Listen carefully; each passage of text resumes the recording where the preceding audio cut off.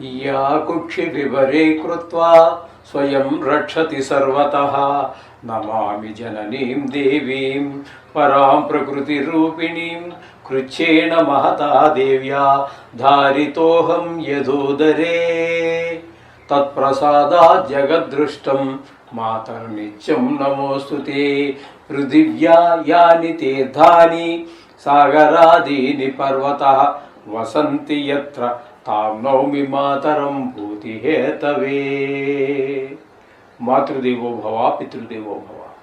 June నెల 2026 సంవత్సరంలో గోచార ఫలితాలు ద్వాదశ రాశుల వారికి ఏ విధంగా ఉంటాయో తెలుసుకునే ప్రయత్నం చేద్దాము. అది కూడా సశాస్త్రీయంగా. ఇందులో నా కల్పనను కానీ మిమ్మల్ని ఇంప్రెస్ చేయడానికి అబద్ధాలు కానీ కోతలు పోయేటువంటి ఉంటారు మామూలుగా వాడుక పదంలో, అలాంటివి ఏమీ ఉండవండి. శాస్త్రం ఎంతవరకు చెప్పిందో అంతవరకు మాత్రమే చెప్తాం. మిమ్మల్ని ఇంప్రెస్ చేయడానికి కానీ లేదా మిమ్మల్ని బాధ పెట్టేసి భయపెట్టేసి ఏవో జపాలు తపాలు చేయాలి అనేటటువంటి తాపత్రయం కూడా ఏమీ లేదు. శాస్త్రం ఎంతవరకు అంతవరకు మనం చెప్పడం జరుగుతుంది. ఇది కేవలం గోచారం మాత్రమే. దీని ఫలితం ఒక 10 to 15% ఉంటుంది. నిష్ణాతులైన వారు చెప్తే, మామూలుగా ఏదో సగం తెలుసుకుని చెప్తే అది ఎంత పర్సెంటేజ్ ఉంటుందో భగవంతుడికే తెలియాలి. కాబట్టి మిగతాదంతా కూడా వ్యక్తిగత జాతకం మీద ఆధారపడి ఉంటుంది. కాబట్టి మీ దగ్గర మీ తాలూకు date of birth, time of birth, place of birth ఇట్లాంటివన్నీ ఉన్నట్టయితే వ్యక్తిగత జాతకం రాయించుకోండి. అది 100కి 75% జరుగుతుంది. ఇంకా 10%, 15% ఆ భగవంతుడి చేతిలోనే ఉంటుంది. అంచేత దీనికి మీరు ఏదో ప్రిఫరెన్స్ ఇచ్చేయక్కర్లేదు. ఈ యూట్యూబ్లో చూసి చాలామంది ఫోన్ చేస్తున్నారు. చాలామంది గురువుగారు మీరు ఒక్కరే చెప్తున్నారు, అందరూనేమో ఏదో నీకు లక్షలు వస్తాయి, కోట్లు వస్తాయి. ఏమీ రావు నాయన, నీ కోటి రాదు, లక్ష కూడా రాదు. అంచేత అటువంటివేమి నువ్వు భ్రమణ పెట్టుకోవద్దు. నీ శ్రమను నువ్వు నమ్ముకో, దేవుణ్ణి నమ్ముకో, నీ శ్రమను నమ్ముకో, నిన్ను నువ్వు నమ్ముకో. ఇది నేను చెప్పదలుచుకున్నది. అంటే గోచారం ఏంటంటే, ఈ గ్రహాలు ఏంటంటే మనకి రాబోయేదాన్ని సూచిస్తుంది. అది ఎప్పుడు నాకు పూర్తిగా తెలిస్తే మీకు నేను సూచించగలను. నాకే ఏమీ తెలియకపోతే నేనేం చెప్పాలి? ఏదో కథ చెప్పాలి. అంచేత వాటి మీద పెద్దగా ఆధారపడకండి.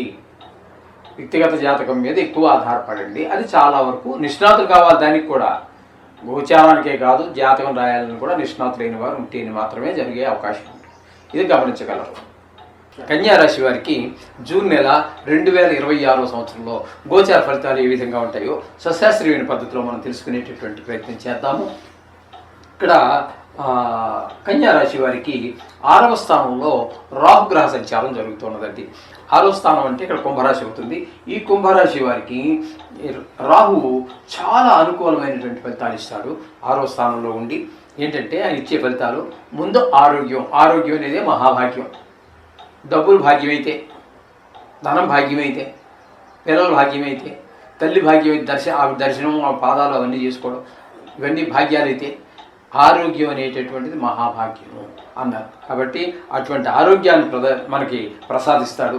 అలాగే మనం ఎవరికైనా రుణం ఉన్నట్టయితే రుణం తీర్చేయగలుగుతాము. రుణం కావాలంటే ఎవరు అడ్డుపడతారు? రుణం ఇస్తారు. అంటే ధనానికి మొత్తం మీద లోటు లేకుండా మనకి కాపాడుతాడు. అలాగే ఎవరితోటి కూడా మనకి అప్పటి వరకు శత్రువులుగా ఉన్నవాళ్ళు మంచిగా మనకి మిత్రులుగా అయ్యేటువంటి అవకాశం ఉంది. ఈ విధమైన పరిస్థితులన్నీ కూడా 6వ స్థానంలో రాహుగ్రహ సంచారం చాలా ఉపయోగకరంగా ఉంటుంది. అలాగే 7వ స్థానంలో శని యొక్క ప్రభావం తీసుకున్నట్టయితే ఆయన 7వ స్థానంలో ఉండడం వల్ల భార్యాభర్తల మధ్యన, అలాగే భాగస్వామ్యంలో వ్యాపారం చేసేవారి మధ్యన ప్రతికూలమైనటువంటి ఫలితాలు ఉంటూ ఉంటాయి. కాబట్టి కొంచెం ఆవిడతోటి భార్యతో జాగ్రత్తగా ఉండాలి. ఇదివరకు ఎప్పుడైనా జాగ్రత్తగానే ఉండాలి. ఈ మధ్యకాలంలో మరి ఆడవారి ఘోరాలు మగవారి ఇదివరకు చేసిన ఘోరాలను మించిపోయి ఉన్నాయి. కాబట్టి మరింత శ్రద్ధ తీసుకోవడం అనేది చాలా అవసరం. అంటే వారి స్వభావం మీకు తెలుస్తుంది వారి భర్తలకి, దాన్ని బట్టి మీరు ప్రవర్తించుకోండి. ఓకే. ఇకపోతే కుజుని యొక్క సంచారం తీసుకున్నట్టయితే కుజుని యొక్క సంచారము 8వ, 9వ 2 స్థానాలలో ఆయన యొక్క సంచారం జరుగుతోంది. అష్టమంలో ఉన్నప్పుడు ఎవరు దుర్వార్త, చనిపోయారనో లేకపోతే చనిపోవడానికి సిద్ధంగా ఉన్నారనో దుర్వార్తలు వినడం జరుగుతుంది. భాగ్యస్థానంలోకి వచ్చాక తండ్రి గారి ఆరోగ్య విషయంలో కొంచెం జాగ్రత్త తీసుకోండి. అలాగే గుళ్ళు గోపురాలు తిరగడానికి కూడా మనకు అవకాశం లేనటువంటి పరిస్థితి, మీరు వెళ్ళాలనుకున్నా కూడా వెళ్ళలేనటువంటి పరిస్థితి, ఇవన్నీ కనిపిస్తూ ఉంటాయి. కుజుని యొక్క సంచారం వల్ల ఈ విధంగా జరుగుతూ ఉంటుంది. కాబట్టి కుజుడు కూడా మనకి ప్రతికూలమైన ఫలితాలు ఇస్తున్నాడు. రవి యొక్క సంచారం తీసుకున్నట్టయితే 9వ స్థానంలో 15 రోజులు, రవి 9వ స్థానంలో 15వ తారీఖు వరకు ఉంటారు. 9వ స్థానంలో ఆయన ప్రతికూలమైనటువంటి ఫలితాలు ఇస్తారు ఆయన. కానీ తదుపరి 16వ తారీఖు నుంచి మనకి దశమ స్థానంలో సంచారం చేస్తున్నాడు.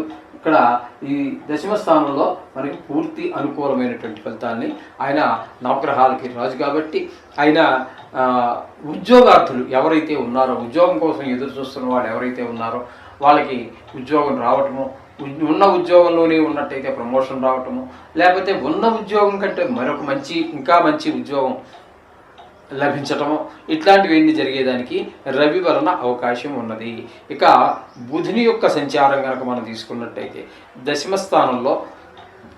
స్థానంలో బుధుడు మనకి ఒక 22 రోజులు, తదుపరి 8 రోజులు 11వ స్థానంలో, 2 చోట్ల కూడా అనుకూలమైన ఫలితాలే. మంచి ఉద్యోగంలో ఒక స్టెప్ ఖచ్చితంగా ఎక్కడం జరుగుతుంది. అలాగే ఏకాదశి స్థానంలోకి వచ్చిన తర్వాత దాని ఫలితం ఈ నెలలో ఇచ్చారండి, మరి నెల అవ్వాలిగా మీకు జీతం రావాలంటే దాని ఫలితాన్ని ఈ 8 రోజుల్లో లాస్ట్లో, అంటే ఏకాదశి స్థానంలో ప్రవేశించిన 8 రోజుల్లో దాని ఫలితాన్ని కూడా మీరు పొందగలుగుతారు. అలాగే శుక్రగ్రహం యొక్క సంచారం తీసుకున్నట్టయితే దశమ స్థానంలో ఒక 8 రోజులు, ఏకాదశి స్థానంలో 22 రోజులు, మొత్తం మీద దశమ ఏకాదశి 2 స్థానాలలోనూ కూడా శుక్రుడు కూడా మనకి అనుకూలమైనటువంటి ఫలితాన్ని ఇస్తూ ఉన్నాడు. శుక్రుడు ఏకాదశి స్థానం అంటే లాభస్థానం కాబట్టి ఉద్యోగం రీత్యా ఇది మనకు దశమ స్థానం అనేటటువంటిది ఉద్యోగానికి సంబంధించింది కాబట్టి మీరు షేర్ మార్కెట్లో పెట్టుబడి పెట్టేటటువంటి వారు, కళల్ని వృత్తిగా చేసి జీవించేటటువంటి సినిమా జీవులు, ఈ టీవీ జీవులు ఎవరైతే ఉన్నారో, కళలను ఆధారంగా చేసుకుని సంగీత విద్వాంసులు, నృత్యం చేసేటటువంటి వారు, భరతనాట్యం కావచ్చు, ఇట్లా ఎవరైనా సరే వారందరికీ కూడా శుక్రుడు చాలా అనుకూలమైనటువంటి పరిస్థితులు, ధనానికి కానీ ఒక మెట్టు ఎదగడానికి కానీ అన్ని విధాలుగాను శుక్రుడు అనుకూలుడే.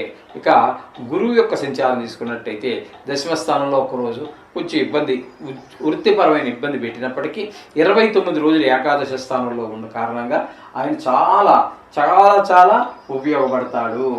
ఆయన ధనానికి లోటు రాదు, ఏ పని చేసినా కూడా మీకు పూర్తి సహాయ సహకారాలతోటి మరింత పైకి ఎదగడానికి అవకాశం ఉంటుంది. ఇకపోతే ద్వాదశ స్థానంలో కేతుగ్రహ సంచారం జరుగుతోంది. ఈ ద్వాదశ స్థానంలో కేతుగ్రహ సంచారం అనేటటువంటిది ధన వ్యయము, ధన నష్టము, అపకీర్తి, కలత్ర నష్టము, కొంతమందికి కారాగార శిక్ష.